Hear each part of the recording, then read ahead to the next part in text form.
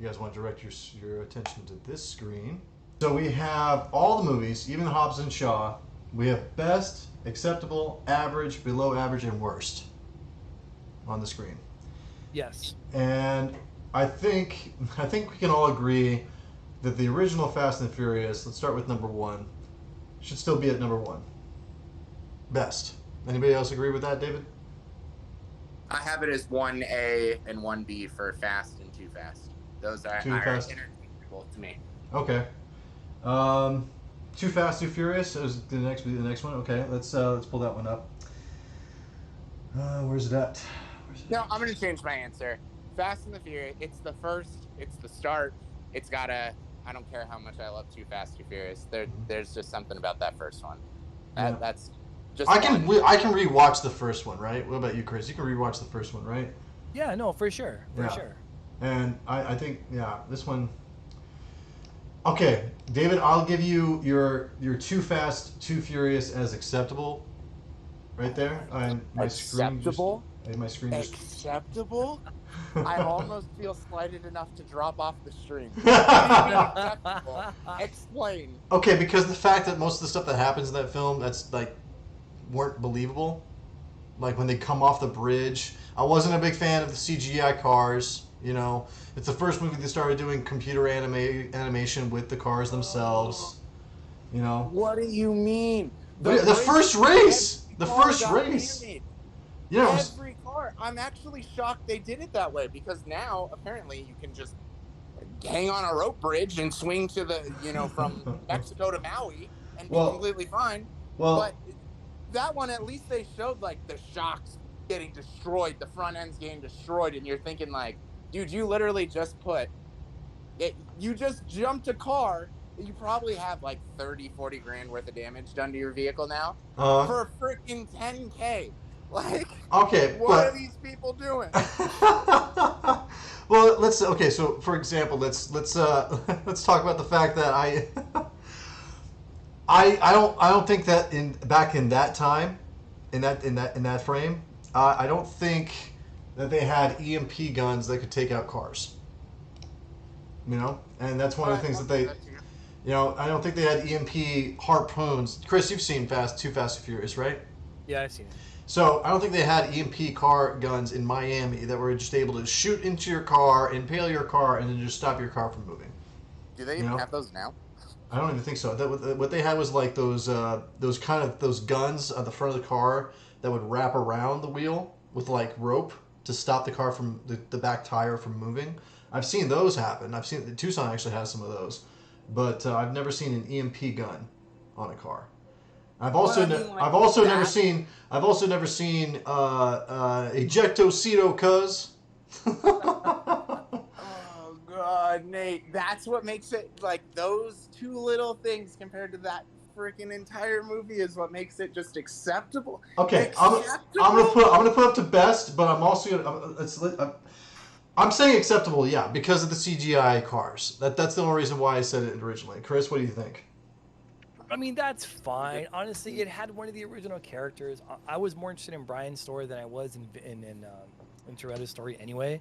So I was excited to see his story continue. Plus, honestly, if it was a straight continuation of what Brian did at the end of the first one, where basically he says "fucking I'm out," and then we see kind of where that goes from there. So I was okay with it. It wasn't. I preferred that one over Tokyo Drift, which I would probably never see. But I'm just saying. So no, that's okay. So Tokyo Drift, I'm gonna say is, for one, I'm gonna put it here. So I'm gonna put average because you guys have not seen it yet. I think it's great. It doesn't have any of the new characters. The first race was actually one of the more believable races when he's driving I think it's a Monte Carlo against the Viper. Which makes sense because, one, everybody knows the Viper would be faster than Monte Carlo, but there's two people in the Viper, so they go into the whole process of weight and who's going to be faster and stuff like that too with that race. The characters are you can relate to some of these characters empathetically. Even the bad guy has a reason for the reason why he does things that you can understand, besides being like a boss or a mobster or something like that too. So I'll put Tokyo Drift as average. Fast 4. Where are we set on Fast 4? Wait, hold on. I need to clarify one thing here. Go ahead. Because I can't see the screen. I'm just on Discord, so I can only see Chris. Oh, okay. Do you actually, just to make sure I'm on the same page, have Too Fast and Too Furious and Tokyo Drift in the same block? No. No. Tokyo. What do you mean no? I'm pretty sure you have both as average. Am I wrong? No, I have Too Fast, Too Furious as acceptable. Okay. Yeah. Sorry, I'm losing logic over it. I like can't even oh god. All right. Go on. Round 4. You're fine. You're 4. All right, so 4. We've seen 4. It's one where we got Brian and Dom back with Mia. Letty's dead in this movie, and Dom's back trying to figure out why or what happened to her. Number 4. Number 4 is okay. For me, I was going to say it brings everybody back. That's why I would say number 2. It would be a number 2 spot instead of a number 3 spot. The only unbelievable thing in number 4 to me is when Brian, for the second time, I think, drives Dominic's Charger and hits the brake and the bus flips over it. That's the only unbelievable thing. He would have to time that freaking pit perfect in order for a 1970 Charger to flip a freaking Lompoc Correctional Center bus full of passengers, So that's when it started getting a little like they were starting to like just push the bucket just a little bit by doing unbelievable things. What do you guys think? I liked 4. 4 to me was when you got the band back together, and to me, although it got shit on a lot of bad reviews for people that review movies like this, it gets shit on a lot for obvious reasons. But 4 I thought was up there. If you're gonna put 2 in the same category, I would say put 2 in the same category as 4. Okay. Or 4 in the same category as 2. As 2, yeah, acceptable. Yeah, I agree. Best acceptable for that. Yeah. What do you think, David, for number 4? I disagree. Where Too Fast, Too Furious belongs, but I will put this one as acceptable. I thought it obviously, so from the direction of Too Fast, Too Furious, right? And this isn't me bringing up Too Fast, Too Furious, just a connection point. In that one, there's a bunch of street racers and bad guys that are given a mission, and whoever wins it is going to win the contract, right? And I feel like that kind of started the change from it's a street racing movie or franchise to, these guys don't have jobs or, they're running from the law, and then the law enforcement brings them into, all right, these guys are on their own, and they're earning contracts due to their driving ability. And I thought Too Fast, Too Furious kind of started that. And then in, obviously, the 4th one, that's kind of the direction it takes. Kind of, but Dom's there to find out why Letty died. He's not there for making money or getting a contract. Brian is there because he's still an FBI agent trying to bring in this cartel boss, right? Yeah, so let me clarify. Where the franchise began to flip from this is strictly street racing to there's more of a backstory than just street racing, right? Like where we see them driving their vehicles are no longer on the blacktop racing individuals, but now it's like they utilize it for their missions. Does that make more sense? Yeah. Of what I'm getting at? Yeah, okay. Yeah. So I put it as acceptable. I didn't dislike it. I thought it was cool to have the whole gang back together, but again, that's where I really start to feel like it starts to push the boundaries of realistic. Yeah, and really goes down the wrong path for me. Yeah. Well, coincidentally enough, you talked about bringing back the band back together. I'm going to put this up here, and I'm still hardwired on this one. Fast 5 is I'm putting in the best category with the original one, just for the sole fact that it's a heist movie. They bring back the street racing because they need the cars. The cars are essential for them.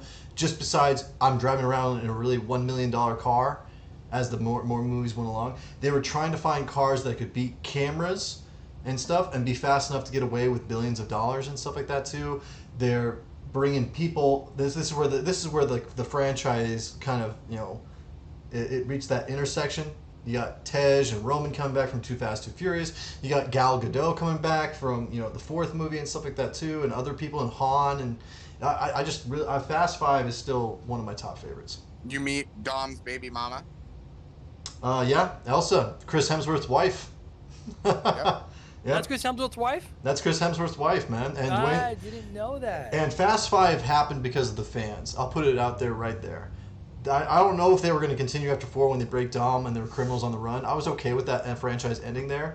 But Fast 5 happened because they were talking and Dom, there was an interview. I can't remember which talk show host it was, but Vin Diesel was talking to somebody, and one of the person that was in the comments was a fan. They said, you know what would be really cool would be to see Vin Diesel's Dominic Toretto go up against a character like Dwayne "The Rock" Johnson, who plays a cop going out to get him. That would be a cool person. It's a cool thing to see. Vin saw it, and it went viral. And that's how we got Dwayne into the movies. Yeah, that one's actually my third favorite one of all. Behind, obviously, the first two. And, yeah, there was some driving around in these souped up, pretty sure they were Chargers at the time, with a giant bank safe and knocking off cops everywhere with this safe was just totally out of your mind ridiculous. But they at least wrote it in a way where it somewhat made sense, and they tried to make it as realistic as they could. Yeah, and they went back to practical effects too. The safe itself is actually a smart car. There's a guy inside the safe looking through a small little window, driving next to them. It's not being pulled by anything. It's actually a person inside that thing driving. It's a very practical effect actually in the movie. Yeah, I really actually like that one a lot. And then I think it also, no matter how you slice it, it kind of goes back to the Batman series when Heath Ledger died.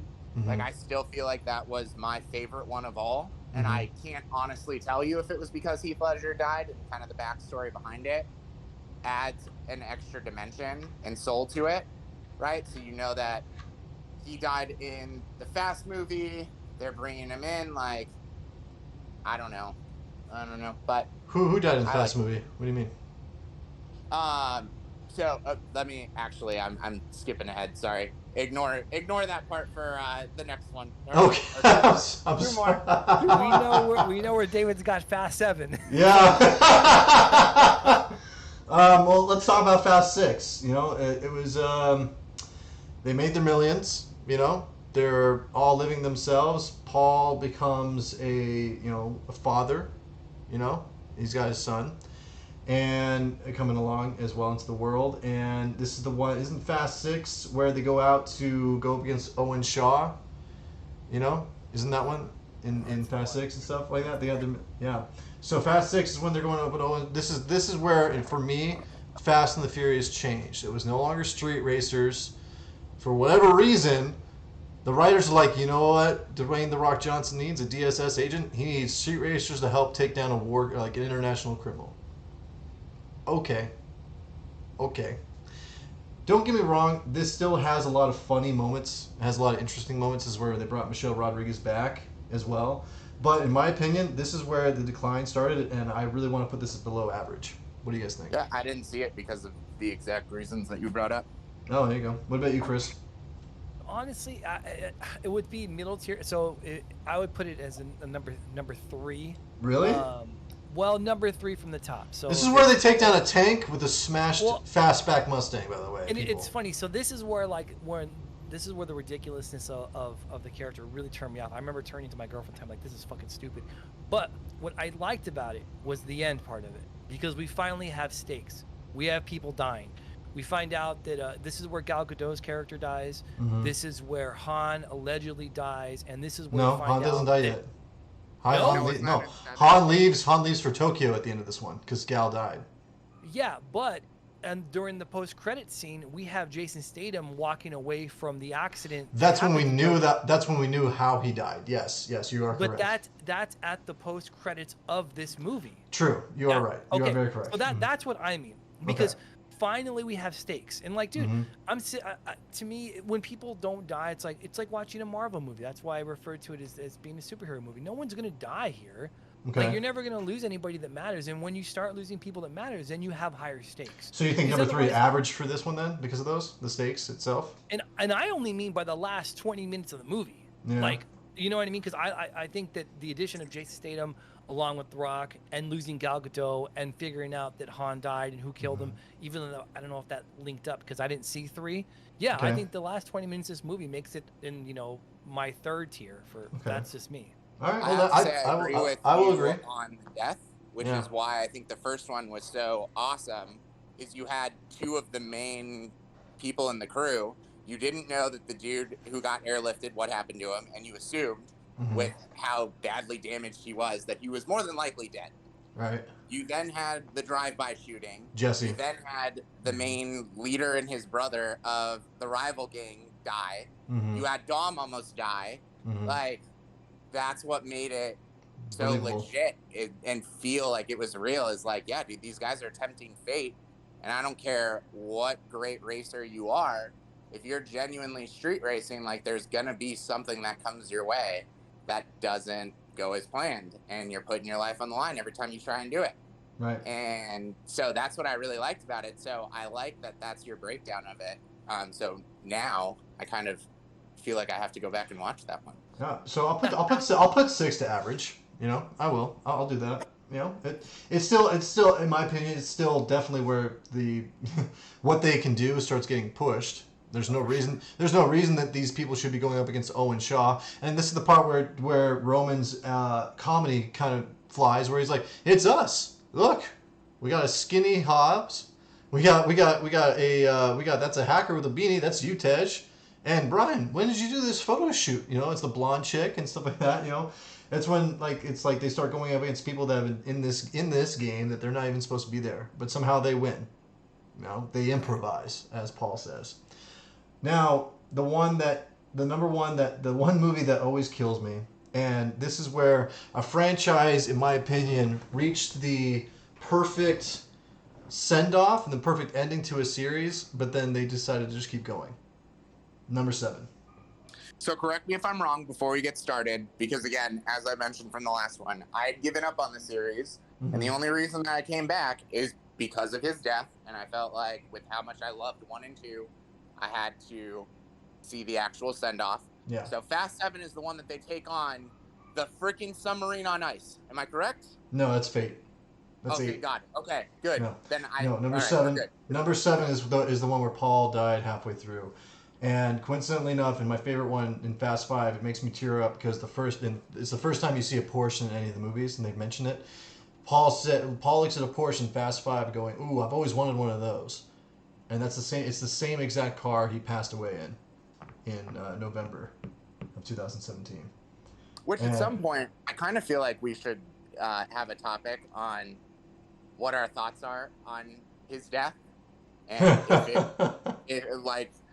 do we believe what they said actually happened, or is there more to it? Because I kind of believe that there's a lot more to it, and that he was murdered personally, but. Well, that's another topic for another time. If you boys are interested in having a little, or this one, I don't care. But should I Google that? Is that something, David, I should Google? Because I've never heard 100%. of that. If you're into the whole, but here we go. To not get us too off track, I'll make it quick. I won't. I we'll promise. Get back on board.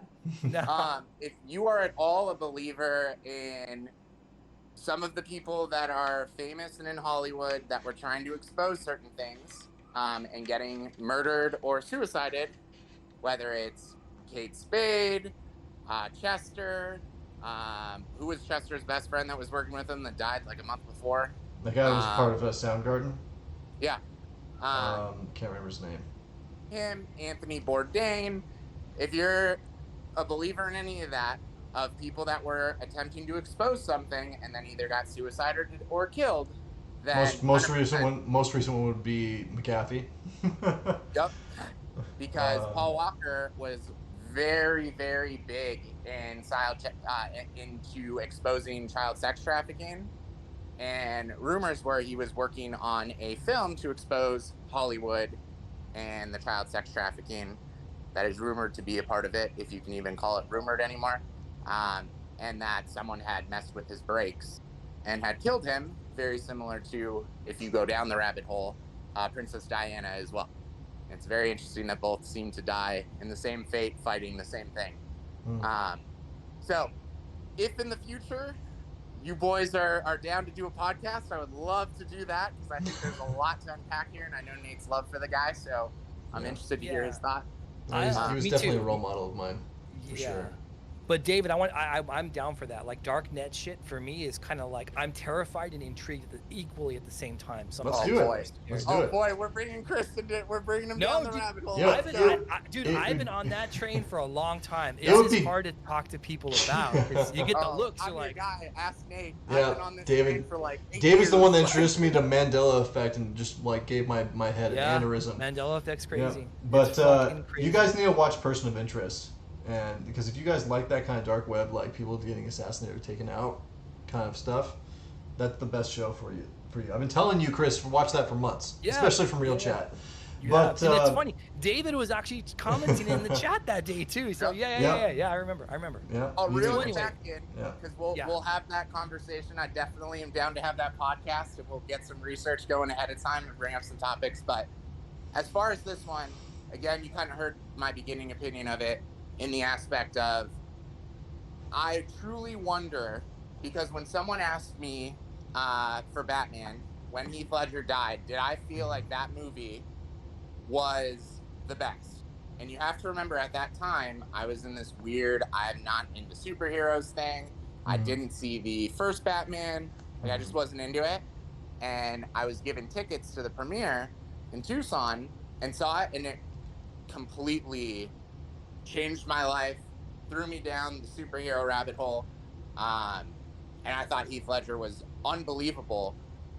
So I would always say no, his death had nothing to do with it. But as I've gotten older, I kind of feel like even if it wasn't intended to, it adds another dimension and soul to the movie.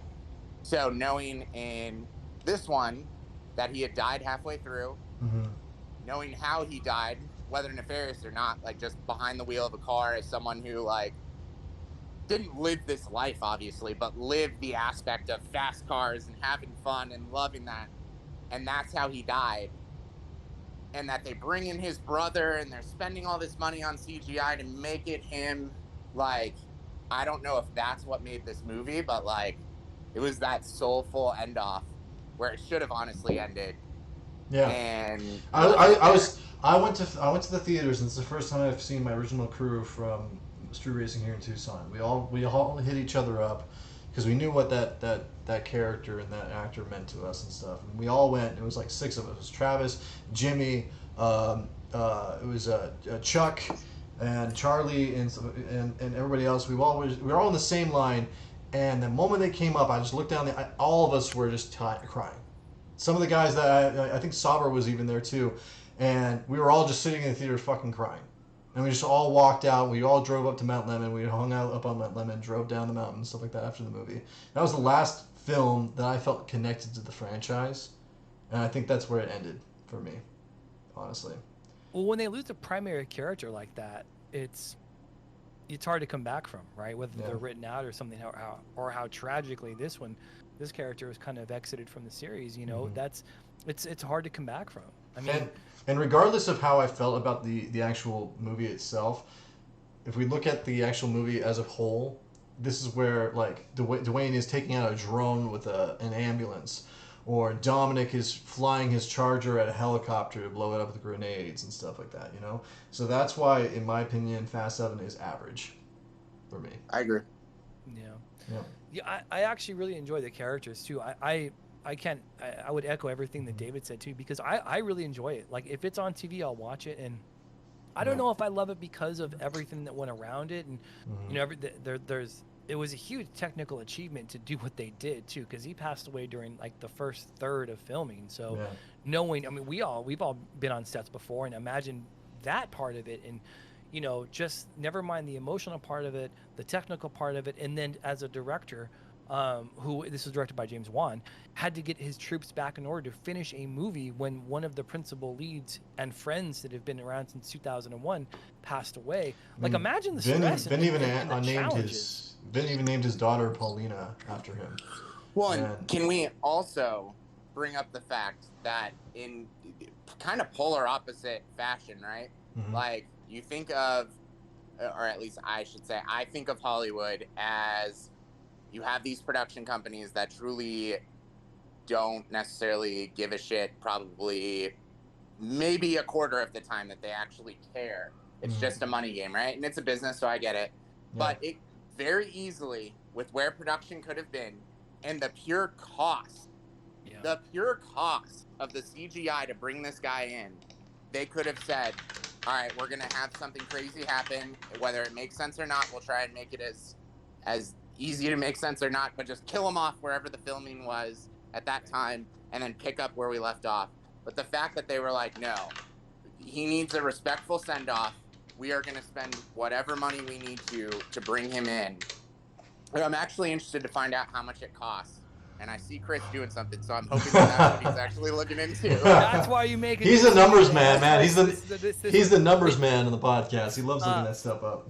Up to $50 million. Jesus. That's including body doubles and CGI. 50. Yeah, that's $50 not million. something. And both of his brothers were in it too. They both did body double part of it too.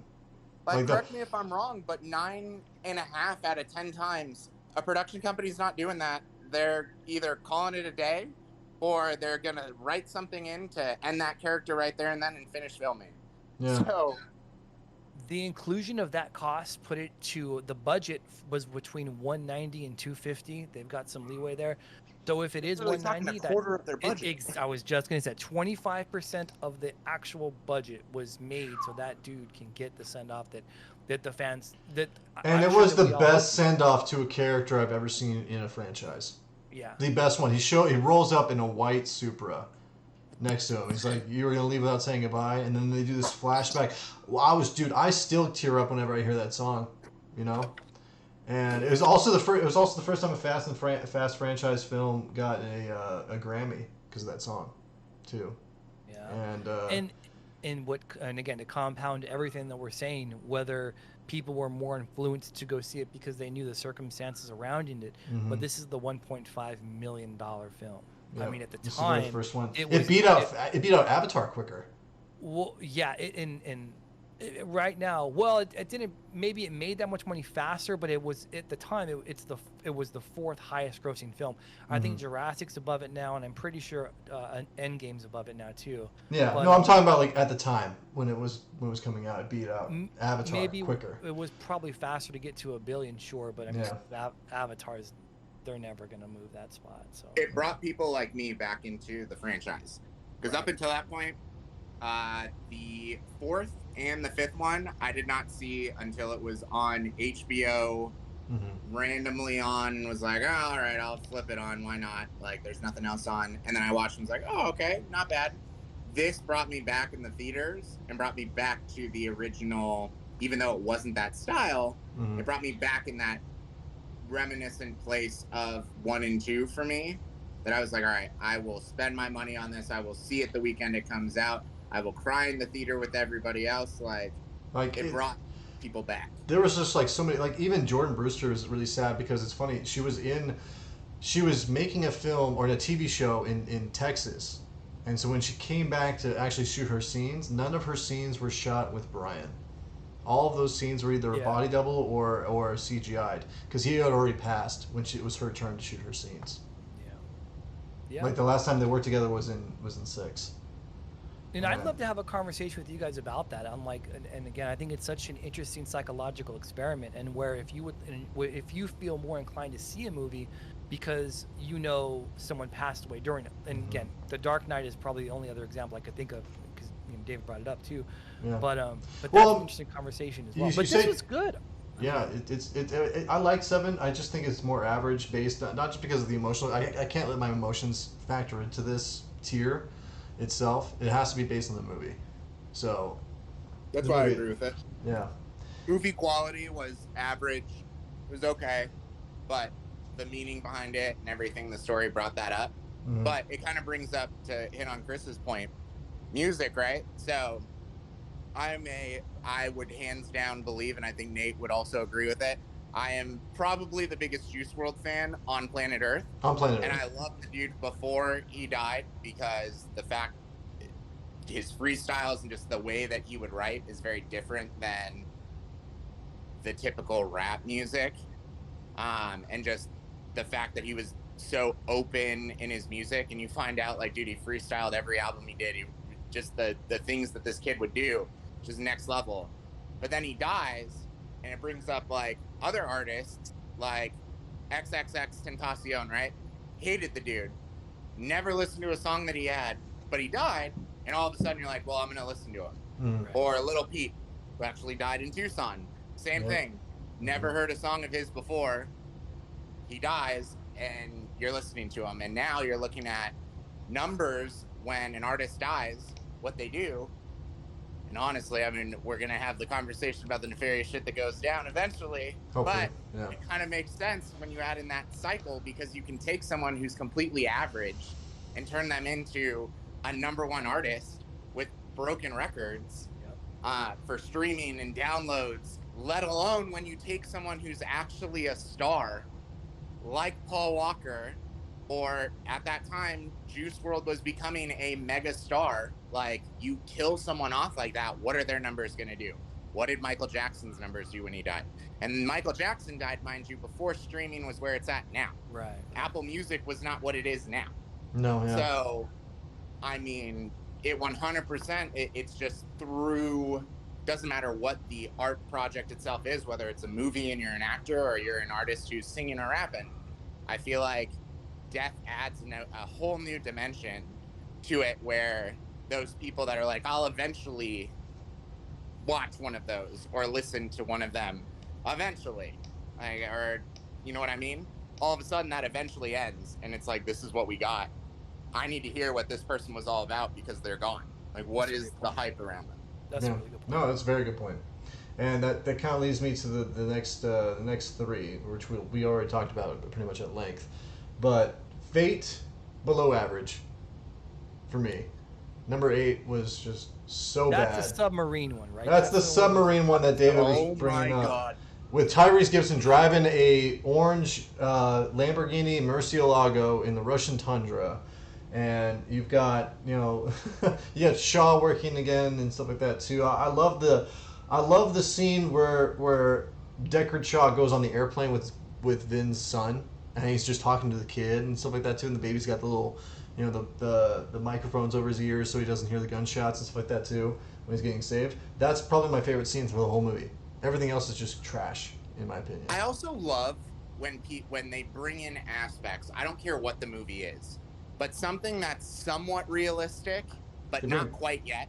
They bring back what? The one that I loved, and we're experiencing it right now with the massive chip shortage with vehicles, which are why used cars are as expensive as they are, and you can't find a new car if you gave away your kidney to find it, is that, if I'm not mistaken, that was the movie where they had the devices where if you had a car with computer chips in it and was a modern vehicle, they like had them flying out of buildings and stuff. Oh yeah. Same movie. Mm-hmm. Yeah, I thought the scene was absolutely stupid, but I love the fact of like, I love people that can think like that. I love movies that will connect in something where it's like, here's an aspect of your daily life that you don't think about ever, and this is what it could turn into. And it's like, I loved it. But I thought the movie was trash, and I thought the ending with the submarine freaking killed the whole thing for me. Yeah. And I can appreciate the little nods they did to Paul Walker with the fact when they do you guys made the top FBI's most wanted list. You're 8, 9, 6, and 10, 11, and they always leave out like number 7 was for Paul, and the fact that Clint Eastwood's son, who's in the movie, was actually close friends of Paul, that they brought in for that to, drive the same cars he would use. Or the fact that you see his R34 Nissan Skyline in the shop and stuff like that too. They're just doing little things for Paul to keep him in, his spirit alive in the film. But Fate was just a horrible movie. And Hobbs and Shaw, in my opinion, is... Real quick. What? Before you expand too far. Yeah. I took it the exact opposite of, it no longer felt like they were keeping him in the movie for the fans. It felt like they were doing it for the money. And that's how I feel like this one, where everybody's waiting in the theater for the ending of this last Fast and the Furious movie, for them to literally say there's a spot left and have a Nissan Skyline pull up, and no CGI, no anything else about him. It just 100% felt like a money grab. And that was where I started to think like, man, you guys did such a good send-off, and now you're simply using his name for money. And you're dropping in these little things to get people hyped for the money. Yeah. And that's where I stopped liking it. Yeah, I agree. No, I'm not saying that I don't agree with you at all. I just like that they put little things that if you weren't paying it, like the stuff that wasn't overpronounced, right? Like the small stuff if you paid I get it. attention. Okay. You know, like the fact that they don't say 7, but that was for Paul. You see his car if you paid attention, right? Those kind of things. Not the stuff where it's like, oh, there's a seat open and then you see like the car show up at the end. That one I agree with you. That was stupid. I hated that. That was just like, it was, I don't know. Slap in the face. Yeah, it just felt, it was like you send him off, you bring him up that he's watching the kids, cool, just to like let him know he's still there, like Brian's still out there somewhere, whatever, you know. But then all of a sudden you bring him up at the end that he's going to show up at family dinner. Come on, I gotta let the dogs in. Go ahead, guys, keep talking. It's you know, it's funny talking about that and you say disrespectful because there were in Christopher Nolan's The Dark Knight Rises, they were actually talking about bringing some semblance of the Joker back because of how popular a character he was. And I think we're always going to talk about Heath Ledger's Joker and Paul Walker here because they're too similar, right? They're so and they had said that they're going to do something where they're going to see like the Joker's hands hold like come out of a cell or something. But Christopher Nolan, who actually wrote it with his brother, said that would be disrespectful to Heath Ledger. Like we've kind of said goodbye. You know what I mean? We've done it. I love it. You know, and so did I. I'm like, now that we've passed it, let's not. You can't ever let a wound heal if you keep going back to it. You just have to let it be and move past it. And I thought they did that for the most part. And now to continue to kind of allude back to it, it's like, we just have to move on type of thing. You know, time which marches forward. And so. That's what they had done. That's what they decided to do for Heath Ledger's Joker. Like we're just past it now. We've kind of come. So, yeah, I agree with you. And I honestly, F8, Fate. It's just I didn't. It was ridiculous. It was to the point of ridiculous where I couldn't, you know, I just couldn't do it anymore. I love Charlize Theron. Yeah, you couldn't sit back exactly. With the you couldn't do and just go. I'm in a mindless movie. Let's go. It was too much. See, and it's funny. That's what I think Hobbs and Shaw. And again, we'll get into it in a second. But no, get into it now. Go ahead. Well, because I thought Hobbs and Shaw did that better than this did it. At least in my opinion. That's the only reason why. That's the only reason I have it on below average for Hobbs and Shaw because it wasn't a Fast and the Furious movie. It was a spinoff. Yeah. Yeah. I mean, and so. Yeah, Fate to me was ridiculous. I couldn't stand. And again, not to talk about our audiences and whatnot, but that was grossed $1.2 billion, and it was the fastest until Infinity War came out. So, $541 million in 3 days. Yep. So it's fucking ridiculous. But anyway, which can I also just say while we're on this topic, for the people out there that truly are like, I want original ideas back. I'm sick of the remakes. I'm sick of the bullshit. I'm sick of these mindless movies. I want something that is a classic. I want creativity. If you truly believe that, then wait to watch these movies until they're on something like HBO and do not go in the theaters to see it. Because when you do that and they're grossing $530 million in 3 days, they're going to continue to put their money. Why would they stop? Why would they stop? Yeah, exactly. It's a business. If I'm giving you $100 and you can turn it into $1 million with a shit product, or you can come back with 150 and be like, man, one day people will realize that you'll be dead, but people will be like, man, this product was beyond your time. Who am I giving my money to? That's funny. It's true, man. That's pretty fucking funny, though. Yeah. Yeah, but Hobbs and Shaw, you know. So are we past talking? We guys haven't talked about the. I love Hobbs and Shaw. Yeah, because it's great. It was mindless, and I went in thinking it was mindless. Exactly. And I loved it. And I loved The Rock and Statham's dynamic. Like I thought it was awesome. Yeah, their chemistry's awesome. Yeah, their chemistry is great. I only put it below average for the only sole factor that it's not a Fast and the Furious movie, but it was an action film. I completely agree with everything it is. It's a great movie. I'll watch it again. I actually like the Maori scenes and stuff like that too. I remember watching that with my buddy who's from Hawaii. He is Maori, Polynesian, or however you want to say it. And he actually loved that movie because of it, because they like paid homage to The Rock's himself. Yeah. And I love the comedy humor between Jason Statham and Dwayne, because Jason Statham, if you've watched any of the Transport movies, he knows how to drive. He's a very good action star. He knows what he's doing, fighting wise and stuff. I think he's like a 2-time Taekwondo champion or something like that himself. And we don't have to beat the bush anymore, but Fast 9 was definitely worst on the tier list. I was not a fan. Did not enjoy that movie at all. As average. You said below average. I'm setting it as average. What's the one above average? Acceptable. I have it as acceptable because I knew what I was paying for, what I was going in to see. 100%. I have that as acceptable. Yeah, Fast 9 was just trash. I'll never watch it again. I will give the Fast and franchise movie one more, just in honor of Paul. He said he was going to try and do 10 when they were making movies and stuff. When he had an interview, I think it was either with Tyrese, I think, and he said he wanted to do 10 movies. If they continue after that, I'm not getting my money. It's crazy. 10 fucking movies, guys. 9 sequels. Like, that's in the span of 20 years, a decade. So it's just crazy. It's just crazy to think about. You know? I was just about to say, it sounds more like a TV series, and you're talking about seasons, than movies. Like, are we talking about an Assassin's Creed game or a Call of Duty game that we just are expecting one a year? Like, that's hard enough to do. You're talking about filming these movies and putting them out at the extent that they are. It's kind of mind-boggling. And at the person in me who's also very impressed with production and the behind-the-scenes stuff, like, wow, good for you. Whether you're putting a shit product or not, good for you to be able to dedicate it.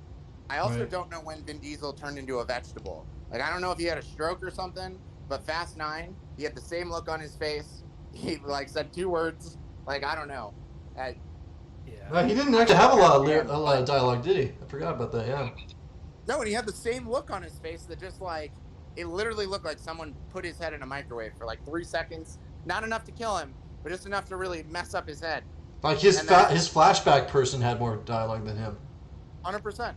Yeah. Maybe that's true too. Like, honestly, the dude's 53, and like, think about the charismatic people before him. Like, it's like you put an ugly person next to a really good looking person. You're gonna make that person look much better and that person look much worse. So I don't know, man. That's why I stand next to you, Chris. I don't know how to take that as a compliment, fucker. But yeah, man, I'm looking at the dude's pictures now. I'm like, yo, I mean, he had a good run, and it's just, it just needs to go someplace different. It needs to be rebooted. You know, what'd be cool? It needs to be gritty. You know, what'd be cool is if they just went back to California and they stopped doing the spy shit and left the spy shit to Jason Statham spinoffs and Han, and they did something where there's somebody in LA that's doing something that they were doing originally. Like, reboot it that way, you know? Go back to just doing what they did best, like in the first couple movies, you know? See, no. End it. End it. Something original. Yeah. It'd be cool. It would be cool in 5 years later, you know, if we have like a movie that's like a continuation after these have ended, and you have like Nico, like Vince's kid, and you have Lil Brian, and then Paul's kid Jack, and stuff like that. That would be cool. That would be cool. Terrible ideas. That would be cool. That would be cool. Like, say for example, Paul's kid becomes like a criminal, and you have Vince's kid like actually be a cop and stuff like that too. Do a TV series then. I'm fine with a TV series. Do not do a movie. Enough with the movies. Make it a TV series. I'll watch it on HBO. I think that's a good end off right there. Yeah, and that's, you know, the sad part is that's Universal's baby. Like, and all the circles over here, and Fast and Jurassic right now are the Universal Pictures. Like, those are their tentpoles. Yeah. And so, you know, they're just going to keep feeding the machine, like you said, David. And we know there's going to be a 10th one. We know we're going to get at least one more Fast and Furious. Yep. And depending on how this Jurassic turns out, which I like the point you brought up earlier, and I'd like to expand upon that maybe in a different podcast about how people are kind of sick of the post-apocalyptic, but they still want it. They just want it in a different format. They want a different format. Right? You know, yeah. And we've got the Tomorrow War, the original coming out on Amazon with Chris Pratt, and it's kind of like that, but they're I haven't seen that yet. Is it good? It's not come out yet. It comes out on July 2nd. Okay, cool. I did watch Sweet Tooth, though, on Netflix, the whole season. It's post-apocalyptic. It's very much like kids are now hybrids. I actually liked it. It's a pretty good people show. are liking it. Yeah, a lot of people are saying that they're really enjoying it. So What the is it? post-apocalypse. It's called Sweet Tooth. It's very dark. I read the comics. It's a DC comic, Chris. Is it a comic? It's I didn't a comic. know that. Yeah, it's a DC comic. And your neighborhood DC operator over here. But no, it's a great show. It's on Netflix. It's 6 episodes. It's very easy to binge, and you guys should definitely watch it. It's you can tell it's a comic based on how the flow is, because there's different characters that it will go to, and you can tell that they might or may not meet up or clash later on and stuff. But the acting is amazing. The kid, I've never found a more naive, innocent, well-acted young actor. I'll just say that. Like I'll just put it that way, horribly, but yeah. And yeah, it's great. You should watch it. And depending if Chris sees Quiet Place, maybe we'll do that next time. I will Yeah, definitely. I'm definitely going to see it this week. Yeah. So, and honestly, yeah. If you guys see it this week, I've seen it. So if you guys see it this week, Okay. we'll do it again. We'll bring David back because he loves alien movies. Oh, I love alien movies too. What the fuck, David? We got to hang out more, man. I agree. I love alien. And I think we should do that. All right. Quiet Place next week. What do you guys say? Chat? Wait, hold on. Dark Fox just said something. I used to work for Comcast. It owns NBC Universal. I was pretty certain information. I don't know if he's wrong. It makes some money, but there's no interest in I actually, while you're reading that, I have one quick thing, because I know we're trying to wrap up, that it brought up to me when you had, I believe it was Chris mentioned, when you have a main character die, whether in real life or not, and how you kill them off, it's difficult to keep it going. Mm-hmm. What are your guys' thoughts on Marvel? Because that's kind of how I feel about Marvel when you killed off now Captain America and Iron Man, and I'm kind of not very excited. There's a couple of them that I'm excited for, but I kind of feel like we are now going to start entering the Marvel space that the Fast and the Furious series went in, where the movies aren't good. They're not necessarily, they're trying to force these new characters on us. Mm-hmm. And I'm sure because it's a superhero movie, it's going to gross a ton of money. But I also foresee myself not being into Marvel films really beyond Drax is going to be gone. I mean, I'm super excited to see Thor and that crew together. Like, that was the one thing I'm pumped about. I love Spider-Man. But I mean, like, outside of maybe 2 or 3 of them, I kind of feel like it's being forced. And I'm not going to be a big fan of Marvel. I'm a big fan of the Loki show right now. And Chris, did you watch this week's episode? Hell yeah, I did. It was great. I need to catch up. It was great. The Loki show is like the first thing since Endgame that's felt Marvel universe-like building, in my opinion. I'm excited to see Guardians because I love those movies. I'm excited to see Thor based on that because they're still original. But the other ones that are coming out, I'm not super stoked about. Shang-Chi and the 10 rings or something like that. I have no connection to it, to be honest. I don't. And the only other one that I'm really excited about is Black Widow because I love the actors in it. Right, and because that's a carryover of the Marvel superheroes that we know too, right? Like we're familiar with them. Mm-hmm. Yeah. No, I feel the same way, man. Like honestly, that I can feel myself coming off of it because think about it. You spent a decade with particular characters, and now you have to learn new ones. It's like I'm not inclined to do that at this point. At least not right now, So, yeah, I 100% agree. Loki is absolutely it's wonderful. The Tom Hiddleston's portrayal of that character, he's got such a grasp on it. It is so entertaining. But no, I agree, David. Dan, this is cool. You know what? Maybe we got to schedule some more time to have David on because this is good shit. I'm glad he was able to join. Yeah. I've been wanting to do it with you guys, so you name the time, I'm in. Let's do it. I think this is a good time zone. What do you think, Chris? 2:00 in the afternoon on Sundays instead of the morning? It works. Yeah, especially with, if you've got kids and family, you can go have breakfast, you can do your thing, you can set aside maybe an hour and a half, and then, Sounds good. Because I would just be napping right now anyway. There's nothing for me to watch. Yeah, So. I'm going to make a hookah, and I got to clock into work here in a little bit. But this has been a lot of fun, guys. I'm so glad David was able to join us here on ReelChat. ReelChat on at 2 p.m. every Sunday. And if you didn't catch this on Twitch, you're going to catch these on YouTube every Tuesday as well, too. And I'm excited. What are we talking about next week, Chris? We're going to do Quiet Place? You guys going to see the movie? I will 100% see A Quiet Place. Okay. I will absolutely see it. All right. I will watch it this week. I'm in. Sounds good. Hell yeah. Let's do it. I'm excited. It was a good movie. After this trash one, you guys are gonna like this one. I can promise you that. Thank God. Hell yeah. Yep. Thanks for joining us, David, Chris. This has been fun. Quiet Place next week. Like, subscribe, tell your friends, and join us in the chat. We'd love to hear what you guys want to talk about. If you guys have seen Fast 9, I'm sorry. If you haven't seen it, just watch this review first. This is the first time. This is the first time I'll actually say people have not seen Fast 9 because they want to see us review it. Chris, don't watch it. Watch it. Don't let it ruin your clout with the whole franchise. Definitely don't let it be your first double date after having a kid. Now that we will never follow me as the first thing that we did without our child. Hey, Sweet Dragon, thank you. Appreciate you. Guys, this has been fun. I'll see you guys next Sunday here on ReelChat. This has been Nate Mill, David Harris, and Chris Carter. Take care, guys. We are the music makers, and we are the dreamers of dreams.